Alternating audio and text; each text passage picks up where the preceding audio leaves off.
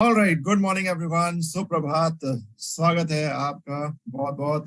And we all are ready and excited. जी हाँ, मैं तैयार हूँ। क्या आप तैयार हैं? तो तैयार हो जाइए अगले 1 घंटे के लिए, जो इस कार्यक्रम में आपको ना सिर्फ जानकारी देगा बल्कि जो है वो फिट रहने के भी जो है वो महत्व सिखाएगा। जी हाँ, तो मेरा नाम है अंकित मित्तल एंड मैं आपके आज के इस कार्यक्रम का होस्ट हूँ। और न्यूट्रीलाइट लिव 360 के डे 9 में जो है वो आज हम बहुत सारी जो है वो और भी नई जानकारी जानने वाले हैं। सो कल और अभी तक हमने इस न्यूट्रीलाइट लिव 360 के प्रोग्राम में जो है वो गट हेल्थ को बहुत अच्छी तरीके से डिटेल में हम सीख रहे हैं। गट हेल्थ साइंस के बारे में हम बहुत अच्छे से जान रहे हैं और इसमें क्या नए लेटेस्ट इनोवेशंस हो रहे हैं, क्या नए लेटेस्ट और इसमें टेक्नोलॉजीज आ रही हैं, कैसे ये आपके गट हेल्थ को सपोर्ट कर रहे हैं, ये सब भी हम एक एक करके जो है वो जानते जा रहे हैं। तो चलिए आज के इस कार्यक्रम को जो है वो आगे बढ़ाते हैं और डे 9 की शुरुआत करते हैं। और शुरुआत करने के लिए सबसे पहले मैं इनवाइट करना चाहूंगा डॉक्टर श्याम रामकृष्णन जी को, जो कि आई एम श्योर आप सभी ने पिछले कुछ कई दिनों से जो है वो उन्हें काफी अच्छे से सुना है, काफी अच्छे से जानते हैं। एंड डॉक्टर श्याम रामकृष्णन जी जो है वो डायरेक्टर हैं इनोवेशन एंड साइंस टीम से। एंड वो आज हमारे साथ जो है वो इंफॉर्मेशन शेयर करेंगे। सो डॉक्टर श्याम, आपका बहुत बहुत स्वागत है। Over to you. Thank you Ankit, नमस्कार सबको मेरे तरफ से, वेरी गुड मॉर्निंग। जैसे कि मैंने 2 दिन पहले बताया था, बहुत बहुत रिसर्च हो रहे हैं, लेकिन आज मैं आपको एक नई रिसर्च के बारे में बात करूंगा। तो आज मैं आपको लेके चल रहा हूँ हेल्थ और फिटनेस के एक नए इंटरेस्टिंग एरिया में, पोस्ट बायोटिक्स की दुनिया में। पोस्ट बायोटिक्स तो हमने तो सुना होगा प्रोबायोटिक्स के बारे में, वो बेनिफिशियल लाइव बैक्टीरिया जो हम फूड और सप्लीमेंट्स के थ्रू अपने डाइट में इंक्लूड करते हैं, और प्रीबायोटिक्स के बारे में जो हमने बताया था डाइटरी फाइबर्स होते हैं जो हमारे गुड बैक्टीरिया को नरिश करते हैं। लेकिन अब हम एक नया और एक्साइटिंग टेरिटरी की तरफ जा रहे हैं, वो है पोस्टबायोटिक्स। तो पोस्टबायोटिक्स का मतलब क्या है? तो ये यूनिक कंपाउंड्स है या बाई प्रोडक्ट्स होते हैं जो प्रोबायोटिक बैक्टीरिया अपने लाइफ प्रोसेस, उनके प्रोसेस में, और लेके जब वो फर्मेंटेशन करते हैं उनके दौरान क्रिएट करते हैं। तो पोस्टबायोटिक्स क्या होते हैं? जो यूनिक कंपाउंड्स या बाई प्रोडक्ट्स होते हैं जो प्रोबायोटिक बैक्टीरिया अपने लाइफ प्रोसेस और फर्मेंटेशन के दौरान क्रिएट करते हैं। तो मैंने बताया था few days ago about propionate, butyrate, acetate, ऐसे ही वो सब पोस्टबायोटिक है। यहाँ पर डिफरेंस ये है कि प्रोबायोटिक्स तो लिविंग है, वो जिंदा होते हैं, लेकिन पोस्टबायोटिक्स नॉन लिविंग होते हैं। ओके, तो इनमें इससे कुछ सब्सटेंसेस होते हैं beneficial short chain fatty acid, जैसे कि मैंने बताया कि एसीटेट, प्रोपियोनेट, ब्यूटरेट। साथ ही फंक्शनल प्रोटीन्स होते हैं, जरूरी एंजाइम्स वहां होते हैं, और कुछ बैक्टीरियल का सेल वॉल के कंपोनेंट्स भी। जब प्रोबायोटिक से बैक्टीरिया का सेल वॉल का जो कंपोनेंट होए वो भी उनको पोस्टबायोटिक बोलते हैं। तो अब आपके मन में सवाल उठ रहा होगा, हम पोस्टबायोटिक पर क्यों फोकस कर रहे हैं? इनके पास आने वाले हेल्थ बेनिफिट्स का एक लंबी लिस्ट है। सबसे पहले ये हमारे गट हेल्थ के लिए काफी इंपॉर्टेंट है। आपके रिसर्च दिखाते हैं कि ये एक वेरी इंपॉर्टेंट मॉलिक्यूल है, हमारे मॉलिक्यूल से हमारे जिंदगी के लिए।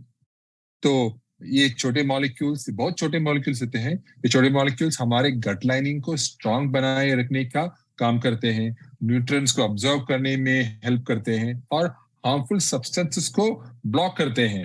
हमारे इम्यून सिस्टम्स के कॉन्टेक्स्ट में ये पीस कीपर्स होते हैं, वैसे ही इनका काम है। तो पोस्टबायोटिक्स इम्यून रिस्पॉन्स को रेगुलेट करके इन्फ्लेमेशन को कम करते हैं, और कुछ ऑटोइम्यून कंडीशंस के रिस्क को भी रिड्यूस कर सकते हैं। लेकिन ये सब रिसर्च हो रहा है, अभी तक आया नहीं है। तो संपत्ति में ये कहना जरूरी है कि हालांकि पोस्टबायोटिक रिसर्च अभी शुरुआती स्टेजेस में है, लेकिन इसके प्रोस्पेक्ट्स बेहद बड़े हैं। ये हमारे कंटिन्यूस हेल्थ और वेलबीइंग की जर्नी में एक प्रॉमिसिंग फ्रंटियर रिप्रेजेंट करते हैं, जो हमारे बॉडीज का कॉम्प्लेक्स इकोसिस्टम के लिए फंडामेंटल बेनिफिट्स प्रोवाइड करते हैं। तो यही था मेरा आज का सोच पोस्टबायोटिक्स के बारे में। हमारे सेहत के लिए बहुत इंपॉर्टेंट है और इसका रिसर्च चलते जा रहे हैं। तो ठीक है, अब मैं वापस मेरा स्टेज अंकित को देंगे। Ankit, mic is yours. Thank you. Thank you sir, thank you so much. So postbiotics जो एक टर्मिनोलॉजी, एक चीज जो हमें अभी तक जो है वो हमने सुनी नहीं होगी, या सुनी होगी तो हमने उतना ध्यान नहीं दिया होगा, उसके बारे में बहुत अच्छे तरीके से आपने बताया सर, एंड बहुत बहुत धन्यवाद। विद दिस अब मैं आगे बढ़ता हूं और बुलाना चाहूंगा करिश्मा सिंह जी को, जो कि एमवे की एक्सपर्ट न्यूट्रिशनिस्ट है। सो करिश्मा जी जो है वो बेसिकली हमें आज के सेशन में माइंडफुल ईटिंग की क्या पावर होती है और लाइफस्टाइल प्रैक्टिसेस क्या प्लान करनी चाहिए अच्छे गट हेल्थ के लिए, वो हमें बताएंगी। So Karishma ji, over to you. Yes, thank you so much, Ankit. So a very good morning to all of you. नमस्कार। I hope आप सभी जो हैं वो अपनी बहुत अच्छी सेहत में होंगे। So yes, जैसे कि आज का जो टॉपिक है, फर्स्ट मैं अपना जो स्क्रीन है वो शेयर कर देती हूँ। Just a second, please.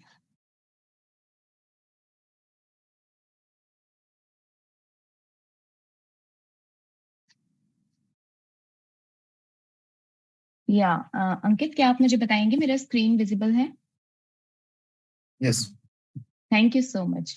So yes, जैसे कि आज हम देख रहे हैं कि आज का हमारा जो टॉपिक है वो है कि हमें अपनी जो माइंडफुल ईटिंग है उसको किस तरीके से मतलब कि उपयोग करना चाहिए।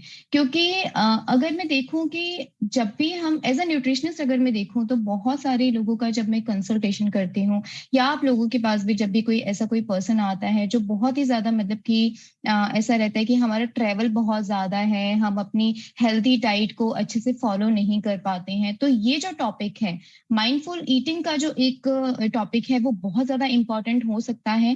क्योंकि माइंडफुल ईटिंग एक बहुत ज्यादा साइंटिफिकली चीज है जो कि हमें जानना बहुत ज्यादा जरूरी है। तो इसमें हम कैसे कैसे क्या क्या चीजें जान सकते हैं, कैसे कैसे वो अपने लाइफस्टाइल में अप्लाई कर सकते हैं, इसके बारे में आज हम जानेंगे। और यस, जैसे कि आज का जो दिन है वो है सेकेंड लास्ट डे है, आज 9th डे है आपका गट रीसेट फेज का।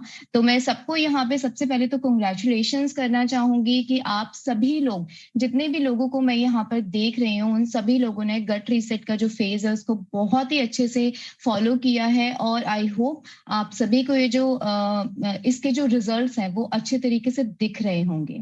सो yes, back to the topic कि जो आज का टॉपिक है माइंडफुल ईटिंग, उसके बारे में हम बात करते हैं। तो नेक्स्ट स्लाइड करती हूँ यहाँ पे। यस, तो सबसे पहले अगर मैं बात करूं कि माइंडफुल ईटिंग होती क्या है, तो माइंडफुल ईटिंग होती है कि टोटल अवेयरनेस, मतलब कि आप पूरे तरीके से जागरूक हैं कि आपने अपनी जो प्लेट है उसमें किस किस तरीके की फूड चॉइसेस को ऑप्ट किया है। ऐसा नहीं है कि लाइक क्या है कि जब कभी होता है हमारा जब फास्ट पेस्ड लाइफस्टाइल होता है, या फिर हम कहें कि हमारे घर में अगर छोटे बच्चे होते हैं तो अगर वो स्कूल जा रहे होते हैं तो बहुत बार ऐसा मैंने देखा है कि लाइक जो पेरेंट्स होते हैं वो इतने ज्यादा मतलब कि इन्वॉल्व होते हैं अपने बच्चों को तैयार करने में, या खुद भी अपने चीजों में इन्वॉल्व होते हैं, तो उनको बच्चे भी प्रॉपर तरीके से उतना टाइम नहीं निकाल पाते हैं अपने ब्रेकफास्ट के लिए, और पेरेंट्स भी उनको इतने उस तरीके से फोर्स नहीं कर पाते हैं उस टाइम पे ब्रेकफास्ट कराने के लिए। तो उस चीज में क्या करते हैं कि केवल एक जो दूध का ग्लास होता है वो कंज्यूम करा देते हैं और उनके लिए वो एक मील हो जाता है, जो कि बिल्कुल भी सही चीज नहीं है। हमें यहाँ पर यही चीज जानने की जरूरत है कि किस तरीके से हम उस टाइम को थोड़ा इंक्रीज कर पाए, और किस तरीके से हम जो हमारी फूड चॉइसेस हैं माइंडफुल ईटिंग को लेकर उनको हम यूज कर पाए। क्योंकि माइंडफुल ईटिंग है जो कि आप अपने पूरे जो सेंसेस होते हैं उसमें जितने भी आपके जो सेंसेस हैं, लाइक टेस्ट का सेंस है, आपका जो हियर का सेंस है, या फिर आपका जो स्मेल का सेंस है, वो सभी सेंसेस आप अपने खाने पीने में उस समय पे उपयोग कर पाए। तो इस चीज में आपका जो माइंडफुल ईटिंग है वो काफी ज्यादा जो है आपके लिए यूजफुल हो सकता है। एंड इसी के साथ साथ में अगर मैं बात करूं कि जब आप खाना खाते हैं, खाना खाने की जो आपकी जगह है उसके आसपास का जो एरिया है, मतलब कि आपको प्रेजेंट मोमेंट को इम्पोर्टेंस देनी है।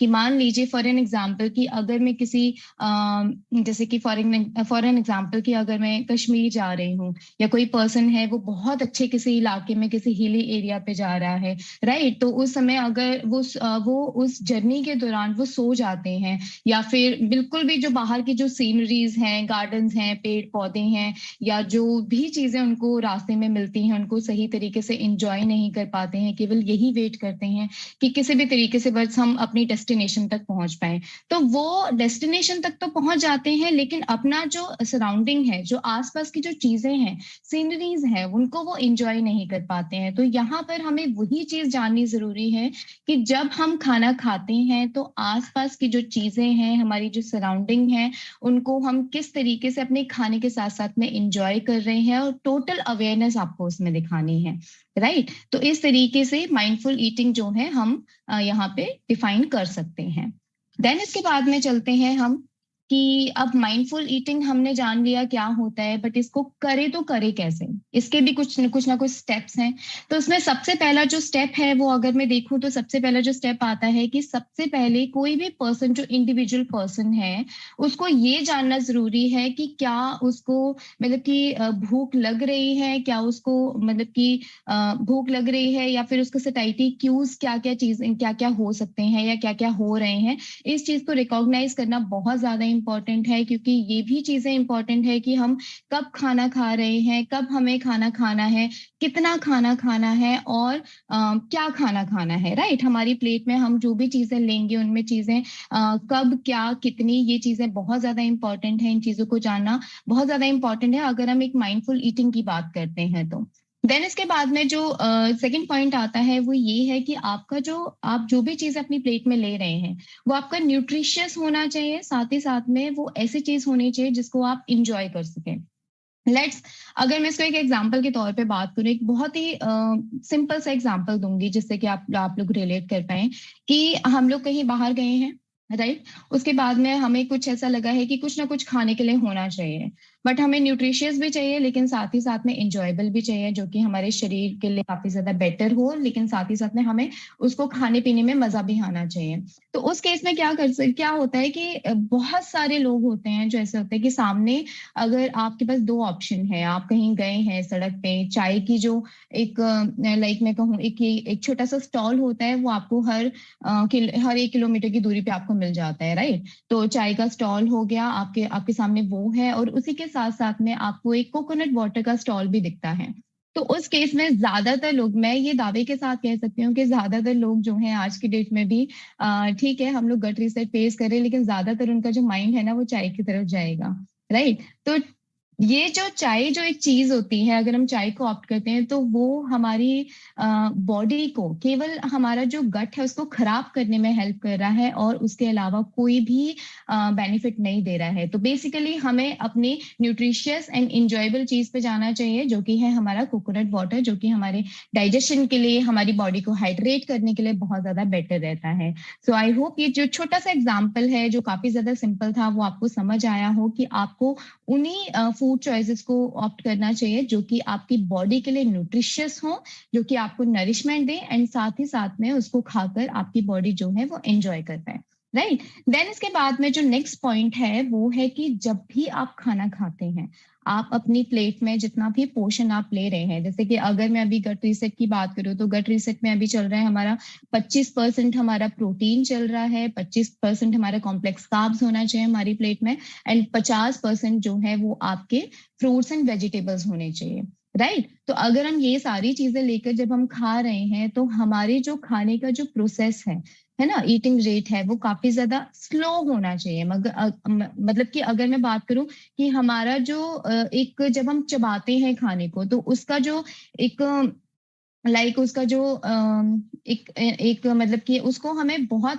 धीरे धीरे से चबाना है ताकि हमारे जो खाना है वो प्रॉपर तरीके से हमारे शरीर में जाके डाइजेस्ट हो पाए और हमारे शरीर को उसका जो न्यूट्रिशन सपोर्ट जो है वो अच्छे तरीके से मिल पाए, राइट। देन इसके बाद जो पॉइंट आता है वो बहुत ज्यादा इम्पोर्टेंट पॉइंट है और इसको हम सबको अप्लाई करना चाहिए और इनफैक्ट आई होप कि आप सभी लोगों ने अप्लाई कर भी लिया होगा अपनी मतलब कि लाइफस्टाइल में। तो वो पॉइंट है कि अगर आप खाना खा रहे हैं तो आप उस समय पे केवल वही चीज करेंगे, मतलब खाना भी एक एक्टिविटी है, तो केवल आप वही चीज करेंगे और उसके अलावा आप कुछ नहीं करेंगे। जैसे कि बहुत सारे लोग जो हैं वो टीवी के सामने बैठ के खाना खाते हैं या फिर अपने हाथ में फोन लेकर खाना खाते हैं या फोन में कुछ चलाकर खाना खाते हैं। तो ये अदर कोई एक्टिविटी नहीं होनी चाहिए, केवल खाना खाना ही आपकी उस टाइम पे एक्टिविटी होनी चाहिए, राइट। देन इसके बाद में आता है कि आप जब खाना खाते हैं तो आपको सभी अपने जो सेंसेस होते हैं, राइट, उनको आपको इस्तेमाल करना चाहिए जब आप खाना खा रहे हैं। मान लीजिए कि आपकी प्लेट में बहुत सारी चीजें हैं, तो आपको उसकी जो हमारा जो स्मेल का जो सेंस है उसको इस्तेमाल करना चाहिए कि हमारा जो फूड है वो किस तरीके से स्मेल कर रहा है, किस तरीके से उसका जो फ्रेग्रेंस है वो आ रहा है। साथ ही साथ में आप जो भी बाइट आप कंज्यूम करते हैं उस बाइट में वो क्रंची है, मशी है, ऐसे ऐसे जो चीजें हैं वो आपके सेंस के द्वारा आप जान सकते हैं। देन इसके बाद में आपकी जो आंखें आपकी प्लेट को देखेंगी कि किस तरीके से आपका जो खाना है वो कितना कलरफुल है, राइट। आप इस तरीके की चीजें अगर फॉलो करेंगे तो आपको जो कहा जाए कि जो एक नॉर्मल खिचड़ी होती है जिसमें केवल पीला और हरा रंग ही होता है, वो भी आपको बहुत ज्यादा कलरफुल लगेगी, राइट। तो ये एक बहुत इंपॉर्टेंट चीज है जिसको आपको जरूर फॉलो करना है जब भी आप खाना खाने के लिए बैठेंगे। इनफैक्ट जब आप आज अपना फर्स्ट मील जो कंज्यूम करेंगे, ब्रेकफास्ट, उसमें आप ये चीजें जरूर फॉलो करिएगा, ठीक है। देन इसके बाद में है कि आप जब भी अपना मतलब कोई भी खाना खाते हैं तो उसमें किसी भी तरीके का कोई जजमेंट पास नहीं करना चाहिए। जो भी पर्सन आपके घर में खाना बना रहा है आप उसको अप्रिशिएट कीजिए, तारीफ कीजिए। जैसे कि फॉर एग्जांपल जब आप कहीं किसी होटल में जाते हैं, राइट, रेस्टोरेंट में जाते हैं खाना खाने के लिए, तो वहां पर आप कंपेयर करते हैं किसी और होटल का खाना कि उस होटल का खाना ज्यादा बेटर है, उस होटल के कुक ज्यादा अच्छे हैं, वो ज्यादा अच्छा खाना बनाते हैं, इस तरीके से। तो जो होटल का खाना होता है बेसिकली वो आपकी बॉडी के लिए कोई भी फायदा नहीं करता है। तो इससे बेटर है कि जो भी चीज आपको खानी है वो आप घर पर बनवाइए और जो भी चीज आपके घर पे बन रही है, जो बना रहे हैं, उनको जरूर अप्रिशिएट कीजिए। खाने को लेके बिल्कुल भी जजमेंटल नहीं होना चाहिए, राइट। देन इसके बाद में आता है कि आपका जो अवेयरनेस है आपकी माइंडफुल ईटिंग के लिए वो होनी चाहिए। आपको पता होना चाहिए कि आप जो भी चीजें कंज्यूम कर रहे हैं उसके क्या कॉन्सिक्वेंसेस हो सकते हैं, वो आपके शरीर के लिए हेल्दी है नहीं है, ये सारी चीजें जो हैं वो आपके ध्यान में जरूर होना चाहिए, राइट। देन इसके बाद में आता है कि मेडिटेशन। आप जब अपना माइंडफुल ईटिंग करते हो तो मेडिटेशन भी उसका पार्ट है, बहुत ज्यादा बड़ा है, क्योंकि जब आप मेडिटेशन करते हो तो वो आपकी बॉडी को रिलैक्स करने में, आपके डाइजेशन में बहुत ज्यादा इंपॉर्टेंट रोल प्ले करता है। तो ये जो चीज है ये भी बहुत ज्यादा इंपॉर्टेंट है। इसीलिए इसी के मद्देनजर आपका जो मेडिटेशन का एक जो पार्ट होता है, जो रात का जो सेशन होता है, वो आप लोगों के लिए रखवाया गया है ताकि आप उसको रेगुलरली करें और आपका स्लीप पैटर्न, आपका डाइजेशन, आपकी बॉडी को जो रिलैक्सिंग टाइम चाहिए वो आपको बहुत अच्छी तरीके से मिल सके, राइट। तो इस तरीके की चीजें जो है वो फॉलो करके आप माइंडफुल ईटिंग को डीकोड बहुत आसानी से कर सकते हैं। देन अगर मैं इसके बाद चलूं नेक्स्ट स्लाइड पे, जो कि है कुछ इस तरीके की, तो अगर ये स्लाइड आप देखें तो अभी आपको काफी ज्यादा मतलब कि थोड़ी लग रही होगी कि किस तरीके से समझने वाले हैं हम या फिर इसमें क्या है। तो ये जो स्लाइड है ये बहुत ज्यादा इंपॉर्टेंट है और इसमें इसके ऊपर एक पूरा माइंडफुलनेस के ऊपर एक पूरा साइंटिफिक रिसर्च है जिससे लिया गया है। जैसे कि अगर मैं यहाँ पे बात करूँ तो ये बहुत ही इंटरेस्टिंग स्लाइड है जिसपे हम डिटेल में थोड़ा बात करेंगे। आप जैसे कि देख रहे हैं यहाँ पे माइंडफुलनेस बहुत अच्छा एक रिसर्च, जैसे कि मैंने बताया कि रिसर्च पेपर से लिया गया है जो कि साइंटिफिकली प्रूवन है। इसमें आपको जैसे आप देख रहे हैं माइंडफुलनेस, स्ट्रेस एंड डाइजेशन, ये तीनों चीजें कैसे काम करती हैं। जैसे कि अगर मैं माइंडफुलनेस की बात करूं तो माइंडफुलनेस जो है वो प्रमोट करता है जो आपका PSNS है। PSNS जैसे कि आप देख रहे हैं यहाँ पे जो कि है पैरा सिंपैथेटिक नर्वस सिस्टम। ये एक तरीके का मतलब कि आपका ऐसा नर्वस सिस्टम है जो कि आपकी बॉडी को काम रखता है, मतलब आपकी बॉडी को शांत रखता है, रिलैक्स रखता है, राइट। जैसे कि फॉर एग्जांपल कि आपके घर में कोई गार्डनर है या फिर कोई केयर टेकर है आपके गार्डन का, तो उस गार्डन में आपका एक मतलब कि उस गार्डन में जो भी चीजें होती हैं, लाइक कई सारे तरीके के प्लांट्स होते हैं, जैसे कि आपने देखा होगा अपने घरों में कि हर एक प्लांट को उतनी ही अमाउंट में सनलाइट नहीं चाहिए होती, किसी को कम चाहिए होती है, किसी को ज्यादा चाहिए होती है, तो उस तरीके से वो उसकी टेक केयर करता है। या फिर अगर मैं कहूँ कि कहीं घास ज्यादा है कम है, तो उस चीज की वो टेक केयर करता है। तो इस तरीके से तो वो पूरा टेक केयर करता है। वैसे ही पीएसएनएस जो है वो नर्वस सिस्टम है, ये एक्चुअली हमारी बॉडी का रिस्पॉन्स होता है जब हम लोग एक सेफ एनवायरनमेंट में होते हैं। हमारा नर्वस सिस्टम हमेशा एक सिग्नल भेजता रहता है बॉडी से ब्रेन तक, हमेशा टू वे सिग्नल होता है। तो ये सिग्नल जो है वो पीएसएनएस एक ऐसा सिग्नल है जो कि आप जब एक सेफ एनवायरनमेंट में होते हैं, आप बहुत ज्यादा काम होते हैं, बहुत ज्यादा शांत होते हैं, तो उस टाइम पे ये आपका जो डोमिनेंट है, मतलब कि उस टाइम पे ये आपके ऊपर काफी ज्यादा हावी होता है, क्योंकि उस टाइम पे आप जो है काफी ज्यादा कामिंग और रिलैक्सिंग स्टेज में होते हैं, राइट। और ये आपका रेस्ट और डाइजेशन दोनों को प्रमोट कर रहा है, क्योंकि ये आपका जो हार्मोन है वो रिलीज करता है, जिससे कि आपका जो हार्ट रेट है उसको कम करने में हेल्प करता है। आप जब शांति से आराम से बैठते हैं तब आपका आपका जो हार्ट रेट है उसको कम करता है। तो इस चीज को प्रमोट करता है, पीएसएनएस जो है वो इस चीज को प्रमोट करता है।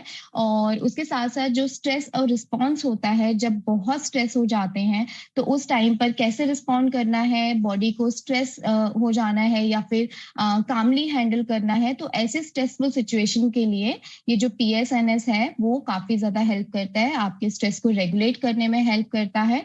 और देखोगे तो ये माइंडफुलनेस से स्ट्रेस तक ये जो आपका जो ये एक एरो जो जा रहा है यहाँ पे, तो ये स्ट्रेस लेवल ये जो एरो जो जा रहा है यहाँ पे उसको स्ट्रेस को ब्लॉक कर रहा है बेसिकली।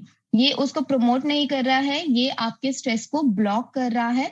ये स्ट्रेस आप यहाँ पर देखोगे तो ये जो देखिए यहाँ पे ब्लॉक कर रहा है, मतलब कि माइंडफुलनेस जो है वो आपके स्ट्रेस लेवल को प्रमोट करता है और प्रमोट करता है। और इसी के साथ साथ में आपका जो मोटिलिटी रेट है, आपकी जो बॉडी की जो मूवमेंट है, उस चीज के लिए काफी ज्यादा प्रॉब्लम क्रिएट कर सकता है। अगर आपका जो पीएसएनएस स्टेज जो है अगर वो एक कामिंग स्टेज में नहीं है, रिलैक्सिंग स्टेज में नहीं है, और अगर आप देखो तो आपकी बॉडी का जो ब्लड फ्लो है उसको डिक्रीज कर सकता है। और अगर आपका ब्लड फ्लो जो है वो डिक्रीज होता है तो कहीं ना कहीं आपका जो न्यूट्रिएंट एब्जॉर्प्शन है वो सही नहीं हो सकता है। न्यूट्रिएंट एब्जॉर्प्शन होगा तो कहीं ना कहीं आपकी बॉडी के अंदर कमजोरी आएगी, इन्फ्लेमेशन क्रिएट होगी, राइट। इसी के साथ साथ में अगर इन्फ्लेमेशन होगी तो जो आपका जो हैप्पी हार्मोन होता है, सेरोटोनिन का जो प्रोडक्शन होता है वो काफी ज्यादा डिक्रीज हो सकता है। इसी के साथ में जो आपका एसएनएस डोमिनेंस है, मतलब कि आपका जो सिंपैथेटिक नर्वस सिस्टम है उसका जो डोमिनेंस है, सिंपैथेटिक नर्वस सिस्टम होता है एक ऐसा नर्वस सिस्टम जैसे कि मान लीजिए जब हमारी बॉडी जो है काफी ज्यादा एंशियस होती है या स्ट्रेस में होती है तो हमारा हार्ट रेट जो है वो काफी ज्यादा बढ़ जाता है, राइट। तो उस स्टेज पे हमारा जो एसएनएस है वो काफी ज्यादा डोमिनेंट हो जाता है। जैसे कि अगर मैं पीएसएनएस की बात कर रही थी, पैरासिम्पैथेटिक नर्वस सिस्टम जो है वो आपकी बॉडी को रेस्ट देता है, कामनेस देता है। लेकिन अगर मैं एसएनएस की बात करूं तो एसएनएस जो है हमारी बॉडी के लिए एक एंशियस, एक स्ट्रेसफुल सिचुएशन क्रिएट करता है या एक अलर्ट स्टेज क्रिएट करता है। लाइक फॉर एन एग्जांपल कि जब आप एयरपोर्ट पे जाते हैं, एयरपोर्ट सिक्योरिटी में होते हैं, तो आपको पता है कि आपका सभी जो सामान है, सभी जो चीजें हैं बिल्कुल एक्यूरेट है, ठीक है, लेकिन फिर भी आपको ऐसा लगता है कि मतलब आप एक अलर्ट सिचुएशन में होते हैं, आपको ऐसा लगता है कि कुछ गड़बड़ ना हो जाए या कुछ ऐसा है। तो वो उस टाइम पे क्या होता है, आपकी बॉडी में एंशियसनेस आ जाती है, स्ट्रेस आ जाता है, जिसकी वजह से जो एसएनएस है वो डोमिनेंट हो जाता है आपकी बॉडी पे, राइट। तो इस तरीके से ये दोनों ही चीजें, पीएसएनएस और एसएनएस जो है वो दोनों ही चीजें डिफरेंशिएट करती हैं। तो जब आपका सेरोटोनिन प्रोडक्शन जो हैप्पी हार्मोन है वो आपका डिक्रीज होगा तो आपका जो एसएनएस है, सिंपैथेटिक नर्वस सिस्टम, उसका जो डोमिनेंस है वो बढ़ जाएगा। देन उसके बाद में आता है आपका सीएसएनएस इनर्वेशन, जो कि आपका सेंट्रल नर्वस सिस्टम होता है, जो कि आपका अगर आपका वो डिक्रीज होगा आपके एसएनएस डोमिनेंस की वजह से तो कहीं ना कहीं आपके डाइजेशन पे, आपकी रेस्टिंग पोजीशन पे काफी ज्यादा असर आपको देखने के लिए मिलेगा, राइट। देन इसके बाद में अगर आपका सीएनएस डिक्रीज होता है तो उसके बाद में आपका जो ईएनएस है, मतलब कि एंटेरिक नर्वस सिस्टम, जो कि आपकी इम्यून सिस्टम के लिए बहुत अच्छा है, तो आप आपका इम्यून सिस्टम इनोवेशन भी काफी ज्यादा डिस्टर्ब हो जाएगा, डिक्रीज हो जाएगा, जिसकी वजह से आपकी बॉडी के अंदर, आपके स्टमक के अंदर जो स्टमक एसिड्स होते हैं वो डिक्रीज होंगे, और उसके बाद में वो आपके वेग नर्व एक्टिविटी पे भी काफी ज्यादा असर करेगा। राइट तो यहाँ पर हमने बात करी है ये वाली चीज की कि अगर माइंडफुलनेस जो है वो स्ट्रेस को मतलब कि यहाँ इस चीज के रिलेशन के बारे में हमने बात करी है। देन अगर मैं यहाँ पे बात करूं कि माइंडफुलनेस एंड डाइजेशन एक अच्छे स्टेज में होता है, अगर आप माइंडफुलनेस तरीके से खाना खाते हैं, अगर आप एक हेल्दी ईटिंग करते हैं अपने माइंड को इस्तेमाल करके, या फिर आप अपनी शक्ति जो आपकी जो माइंडफुल ईटिंग की जो पावर है उसको इस्तेमाल करके, तो आपको ये जितनी भी चीजें यहाँ पे दिखाई दे रही हैं, जितनी भी चीजों के बारे में हमने बात करी है, वो चीजें आपके साथ होंगी ही नहीं। और आपकी बॉडी के अंदर जो एंजाइम्स होते हैं, आपके स्टमक के अंदर जो गैस्ट्रिक जूसेस होते हैं, बाइल होता है, वो कहीं ना कहीं आपके बहुत ज्यादा इंक्रीज रहेंगे, एक नॉर्मल स्टेज पे रहेंगे, और आपका जो न्यूट्रिएंट एब्जॉर्प्शन है, एसिमिलेशन है, वो काफी अच्छी तरीके से इम्प्रूव्ड रहेगा। तो बेसिकली आपका जो PSNS है उसको हम एक प्लस कह सकते हैं, और SNS जो है उसको हम एक माइनस कह सकते हैं। जब हमारी बॉडी जो है वो एंशियस होती है या एक स्ट्रेसफुल स्टेज में होती है, तो हमारा जो SNS है वो हमारी बॉडी के ऊपर डोमिनेंट हो जाता है, और जब हम एक कामिंग स्टेज पर होते हैं तो उस समय हमारा जो PSNS है वो हमारी बॉडी के ऊपर डोमिनेंट होता है। राइट तो इसके बाद में चलते हैं हम यहाँ पे नेक्स्ट स्लाइड पे। यस तो जैसे कि मैंने आपको बताया, ये जो पिछली वाली स्लाइड थी, इसमें ये जो पूरा एक साइंटिफिकली प्रूवन चीज है, इंटरवेंशन की गई थी। अब आप लोगों ने जाना कि ठीक है ये सारी चीजें ऐसे होती हैं, लेकिन अब ये करें कैसे, किस तरीके से अपने लाइफस्टाइल में लेकर आए, अपनी बॉडी को हेल्दी करने के लिए किस तरीके से इनको अप्लाई करें। तो उस चीज में आपकी ये जो चीजें हैं, लाइक आपका जो पैटर्न्स हैं, आपकी जो नई और जो इंटरवेंशंस हैं, वो आपको काफी ज्यादा हेल्प करेंगी। लाइक फर्स्ट है यहाँ पे ईटिंग स्लोली, कि जब भी आप अपना खाना जो है वो एक बहुत मतलब कि स्लो तरीके से खाते हैं, स्लो तरीके से आप उसको कंज्यूम करते हैं, चबाते हैं, तो आपका जो न्यूट्रिशन है उसका जो वो आपकी बॉडी को पूरे तरीके से मिलता है। तो तो जब आप करते हैं ये, तो आपका जो खाना है जब आप अपने माउथ से स्टार्ट करते हैं, तो आपका जो डाइजेशन है वो आपके माउथ से ही स्टार्ट हो जाता है, जो कि आपके GI ट्रैक्ट तक जाता है, जो कि धीरे धीरे आपकी बॉडी के अंदर जो है काफी ज्यादा इंपॉर्टेंट हो जाता है, आपकी डाइटरी फैट को डाइजेस्ट करने में हेल्प करता है। साथ ही साथ में आपकी जो आपकी फूड पाइप में जो चिकनाई होती है उसके लिए काफी ज्यादा बेटर होता है, ताकि आपका जो फूड है वो अच्छी तरीके से फूड पाइप से आपके GI ट्रैक्ट तक जाए, और आपकी बॉडी जो है वो काफी ज्यादा कामनेस इफेक्ट दिखाए, और आपका जो PSNS मतलब कि जो हम बात कर रहे हैं बार बार पैरा सिंपैथेटिक नर्वस सिस्टम के बारे में, वो आपकी जो है बॉडी में बनी रहे, और आपका जो फूड है जब आप ईटिंग मतलब कि इसको धीरे धीरे तरीके से खाएंगे, तो आपका जो फूड है वो अच्छी तरीके से आपकी बॉडी के अंदर काम करेगा, आपके माउथ से ही आपका डाइजेशन स्टार्ट हो जाएगा। राइट तो अब जब ये बात हुई, तो अब आता है कि इसको करें कैसे, क्या क्या चीजें करनी चाहिए, इसकी जो सैंपल एक्सरसाइज है वो क्या क्या होनी चाहिए। तो अगर मैं बात करूं यहाँ पे, तो सबसे पहले तो ये कि आपका जो खाना है, जो भी आपकी प्लेट में चीजें हैं आपने ली हुई हैं, हमारी जो फूड प्लेट है, लाइक जैसे मैंने बताया कि इस टाइम पे हम सभी लोग गट रिसेट फेज में हैं, तो किस तरीके से हम अपनी फूड प्लेट को जो है वो डिजाइन कर रहे हैं। तो आपकी प्लेट में जो भी चीजें हैं उसको आप बहुत अच्छी तरीके से, बहुत स्लोली तरीके से चबाइए। जैसे कि हर एक चीज को, जो भी आप बाइट कंज्यूम कर रहे हैं उसको 30 टाइम्स तो चबाइए। लेकिन अगर आपके पास में इतना समय नहीं है, तो कम से कम 15-20 बार तो उसको जरूर आपको चबाना है। राइट देन उसके बाद में आपकी जो स्पून है जिससे आप खाना खा रहे हैं, तो उस चीज को हर एक बाइट के बाद में आप प्लेट में जरूर रखिए, ताकि आपका जो खाना है वो अच्छी तरीके से आप बाइट कर सके, आप च्यू कर सके। क्योंकि बहुत बार ऐसा होता है कि जब भी आप जल्दीबाजी में खाना खाते हैं, तो आपका जो चम्मच है वो आपके हाथ में ही रहता है, और आप अच्छे तरीके से उस खाने को एंजॉय नहीं कर पाते हैं, कंज्यूम नहीं कर पाते हैं, तो टोटली आपका जो न्यूट्रिशन वैल्यू है वो आपकी बॉडी को नहीं मिल पाता है। इनफैक्ट आपको काफी सारी इनडाइजेशन से रिलेटेड जो प्रॉब्लम्स हैं वो देखने के लिए मिलती हैं। राइट देन इसके बाद में है कि आप जब भी अपना खाना खा रहे हैं, अपनी जो भी बाइट ले रहे हैं, जो भी आप अपना मतलब कि जब भी आप खाना खा रहे हैं, उसकी हर एक बाइट के बाद में एक डीप ब्रीदिंग जरूर कीजिए, क्योंकि उससे भी आपके खाने को पचाने में बहुत ज्यादा मदद मिलती है।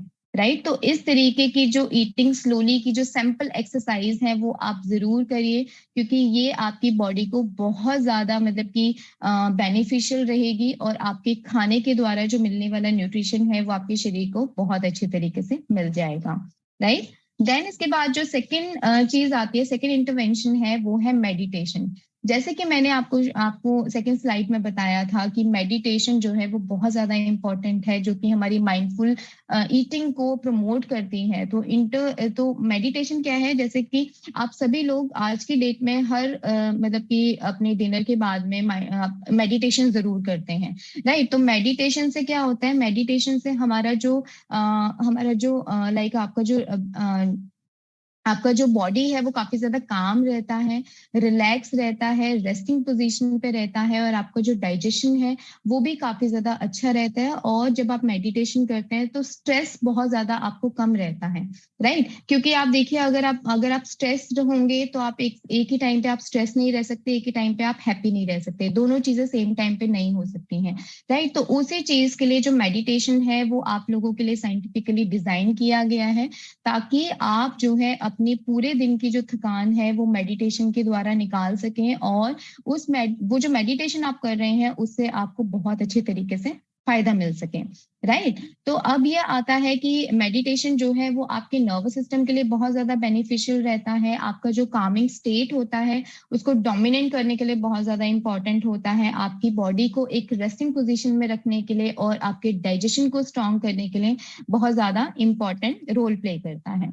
देन इसके बाद में अब ये चीज हमें करनी कैसे है, तो जब आप मेडिटेशन करते हैं जो भी आपको चीजें वहां पे सिखाई जाती हैं वो आप जरूर कीजिए। आप अपनी जो मतलब कि जो भी आपको जो वीडियोस हैं उनको आप जरूर फॉलो कीजिए, क्योंकि इन सब चीजों से आपकी बॉडी में जो पीएसएनएस का डोमिनेंस है वो बढ़ेगा, और आपकी बॉडी जो है वो सही तरीके से काम कर पाएगी, राइट।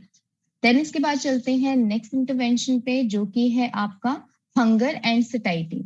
तो हमें यहाँ पे जानना बहुत ज्यादा जरूरी है कि बॉडी को कब भूख लग रही है और हम कब फुल हो चुके हैं, राइट। क्योंकि ये दोनों चीजें जो है जानना बहुत ज्यादा जरूरी है, इन दोनों चीजों में किसी भी तरीके से समानता नहीं होनी चाहिए, राइट। तो हमारी जो फूड चॉइसेस हैं वो बहुत ज्यादा इंपॉर्टेंट है, जैसे कि मैंने आपको कहा कि न्यूट्रिशियस और इंजॉयबल होनी चाहिए। तो हमारी जो फूड चॉइसेस हैं वो हमारी ऐसी होनी चाहिए कि उस चीज से हमें प्रॉपर तरीके से नरिशमेंट मिल सके, जो कि हमारी बॉडी के लिए काफी ज्यादा अच्छी हो, हमारी हंगर के लिए काफी ज्यादा अच्छी हो, हमारी जो इंटरनल और एक्सटर्नल फैक्टर्स होते हैं उनके लिए काफी ज्यादा अप्रिशिएबल हो, राइट। तो अगर ये चीज हमें हंगर एंड सटाइटी है, तो जैसे कि आपकी बॉडी को पता होना चाहिए कि जब आपको भूख लग रही है तो कब लग रही है, मतलब कि आपको प्यास लगने में और भूख लगने में दो चीज होती है, राइट। आपको अगर भूख लग रही है तो कभी कभी ऐसा होता है कि आप जब पानी का ग्लास पी लेते हैं तो उसके बाद में आपकी भूख जो है वो शांत हो जाती है, ठीक है। तो ये चीज जानना बहुत ज्यादा जरूरी है कि आपको प्यास लग रही है या भूख लग रही है। लेकिन अगर ऐसा है कि आपको मतलब आपने पानी पी लिया है लेकिन उसके बावजूद भी आपको भूख लग रही है, तो उस समय पे आप कुछ ना कुछ जरूर कंज्यूम कर लीजिए, क्योंकि तब आपकी बॉडी आपको क्यूज दे देती है कि आपको प्यास नहीं, आपको भूख ही लग रही थी। तो उस समय पे आप कोई भी हेल्दी चीज या कोई भी, जब आपको मील का टाइम होने वाला हो तो आप कोई भी चीज वहां पे ऑप्ट कर सकते हैं।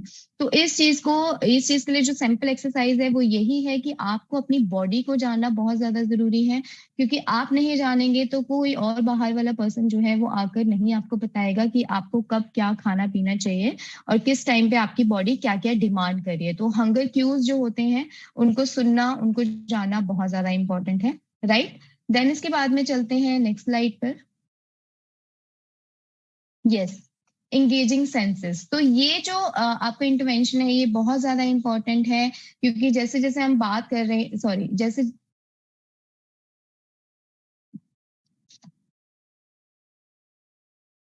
Okay sorry. तो जैसे जैसे हम लोग बात कर रहे हैं कि हमें क्या क्या चीजें करनी चाहिए, मेडिटेशन करना चाहिए, अपना जो फूड चॉइसेस है उनको किस तरीके से ऑप्ट करना चाहिए, तो वहीं पर आपके आते हैं एंगेजिंग सेंसेस, कि आपकी बॉडी में जितने भी सेंसेस हैं, लाइक स्मेल का है, आपके फूड को देखने का है, या आपके फूड को टच करने का जो सेंस है उसको आपको जरूर तवज्जो देनी चाहिए, क्योंकि इस तरीके की चीजें जो है वो आपकी माइंडफुल ईटिंग को बढ़ावा देती हैं, और इनसे हमारा जो डाइजेस्टिव सिस्टम है वो काफी ज्यादा बेटर रहता है हमारे सलाइवा और गैस्ट्रिक जूसेस के लिए। राइट और इससे हम काफी ज्यादा इमोशंस को कनेक्ट कर पाते हैं। लाइक जैसे कि मान लीजिए कि कभी कभी क्या होता है कि कोई डिश है, राइट, कोई डिश है जिसको हमने कंज्यूम करना है, तो उसमें क्या होता है कि कई बार हमारे क्या होता है, कुछ बैड इमोशंस होते हैं या फिर कुछ गुड इमोशंस होते हैं, कुछ अच्छे एक्सपीरियंसेस होते हैं, कुछ बैड एक्सपीरियंसेस होते हैं। तो उस चीज को जानना बहुत ज्यादा जरूरी है कि क्या चीज आपकी बॉडी के लिए बहुत ज्यादा अच्छी है, जिससे कि आपके इमोशन जो है वो जुड़े हुए हैं। तो इसके लिए अगर मैं बात करूँ तो कुछ सैंपल एक्सरसाइजेस हो सकती हैं। तो कुछ इस तरीके की जो सैंपल एक्सरसाइजेस हैं वो आप कर सकते हैं, राइट। देन इसके बाद में चलते हैं नेक्स्ट स्लाइड पे कि यहाँ पर आता है एक्सटर्नल एनवायरनमेंट। तो एक्सटर्नल एनवायरनमेंट बहुत ज्यादा इंपॉर्टेंट है कि यहाँ पे जब भी आप खाना खाते हैं तो किसी भी ऐसी जगह पे बैठ के नहीं खा सकते हैं खाना जहाँ पे बहुत ज्यादा लोग हों या जहाँ पे बहुत ज्यादा शोर हो या टेबल पे जगह ही ना हो, राइट। इस तरीके की चीजों से क्या होता है, हमारी बॉडी का जो डाइजेस्टिव सिस्टम है वो इम्प्रूव नहीं हो पाता है, गट हेल्थ पे काफी ज्यादा बैड इफेक्ट पड़ता है। तो इस चीज के लिए आप अपनी जो जहां पर भी बैठ के आप खाना खाना चाह रहे हैं उस चीज को जरूर एक साफ सुथरी जगह होनी चाहिए और आपको मतलब कि आपकी जो प्लेट्स हैं वो अट्रैक्टिव होनी चाहिए। जैसे कि छोटे बच्चों के लिए जब हम खाने को देते हैं तो हम ये एडवाइस करते हैं कि आपके बच्चों की जो प्लेट है वो अट्रैक्टिव और कलरफुल होनी चाहिए ताकि वो अपने हाथ से उठा के कंज्यूम करे। तो इस तरीके की जो चीजें हैं वो हमें अपने लिए भी करनी चाहिए ताकि हमारा जो माइंडफुल ईटिंग का जो गोल है वो अच्छी तरीके से हम अचीव कर पाए। साथ ही साथ में आपका जो भी आपके टेबल पे जो चीजें हैं, आपका टैब है, फोन है या फिर आपके सामने टीवी है, तो उस चीज को आप तुरंत ही